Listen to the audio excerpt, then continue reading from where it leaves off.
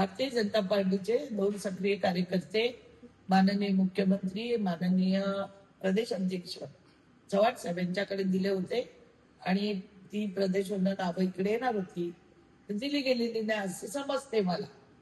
पण त्याच्यामध्ये मंदा मात्रेला कुठला धक्का बसला अशातला भाग नाहीये. मला धक्का मारायला अजून वेळ लागणार आहे. त्याच्यामुळे मला एवढंच सांगायचंय की पक्षाने दिलेले कार्यकर्त्यांना जर स्वीकृत सदस्य मिळत नसेल तर पक्ष कार्यकर्ते नेमकं काय करावं. आज मी बघितली एक बातमी. मला संजय राऊतजींना एवढंच सांगायचं आहे की गणेश नाईक सत्तेशिवाय राहू शकतील का. तुमच्याकडे सत्ता आहे का आता. तुमच्याकडे सत्ता गेल्यानंतर तुम्हाला टाकून गद्दारी पहिले कोणी केली शिवसेनेची. मग आले राष्ट्रवादी सगळं चंबू कंबू घेऊन. तुमच्यासाठी एक सुद्धा नगरसेवक त्यांनी सोडला नाही शिवसेनेचा निवडणूक लढवायला. संजय राऊत तुम्ही काय सांगता सगळ्यांना. त्याच्यानंतर शरद पवारकडे आले. पवार साहेबांकडे सगळं गाचा गुंडाळला, सगळं झालं, पोट भरलं, सगळं झालं. मग आले भाजपमध्ये. आता भाजपमध्ये तीच प्रथा. पुन्हा भाजपमध्ये पोट भरल्यानंतर इथला पुन्हा गच्छंत उचलणार, आणखी तिसरीकडे जाणार.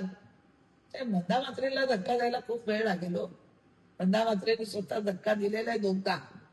आणि सत्तेशिवाय लाचार, मी काय सत्तेशिवाय लाचार नाहीये. मी त्यांच्या दारात आजपर्यंत कधी पद मागायला गेले नाही आणि आयुष्य मरेन पण कधी पद नाही मागायला जाणार. एवढं आम्ही स्वाभिमानाने जगलो, स्वाभिमानाने याच्या पुढे जगणार. पण भारतीय जनता पार्टीच्या कार्यकर्त्यांवर होत असलेला अन्याय बघवत नाही म्हणून बोलायची वेळ येते. भाजपमध्ये आले का सत्ता बघूनच आले. त्यांच्याकडे होतं काय. राष्ट्रवादीच होते ना ते 19 मध्ये मागे लागलेले. मला घ्या मला घ्या. पक्षाने घेतलं, त्यांना चांगलं केलं, संघटना मजबूत झाली. आता महापौर बसला. आता महापौर बसल्यानंतर मागचं विसरून विकास कामावर बोललं पाहिजे ना. कोणी विकास कामावर बोलत नाही. 1 वर्ष झालं आणि मी विकास कामं करते त्याला कुठेतरी बाद करतात, स्पीड ब्रेकर आणतात.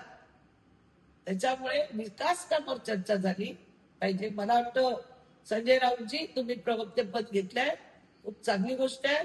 लवकरात लवकर तुम्ही त्यांना घेऊन जा अशी माझी तुम्हाला विनंती आहे. संजय राऊतांनी काय समजावं काय करावं तो त्याचा प्रश्न आहे. पण मी त्यांना जुनी आठवण का करून दिली की पहिल्या पक्षाचे तुमचे गद्दार कोण होते ती त्यांना मी आठवण करून दिली. बाकी काय.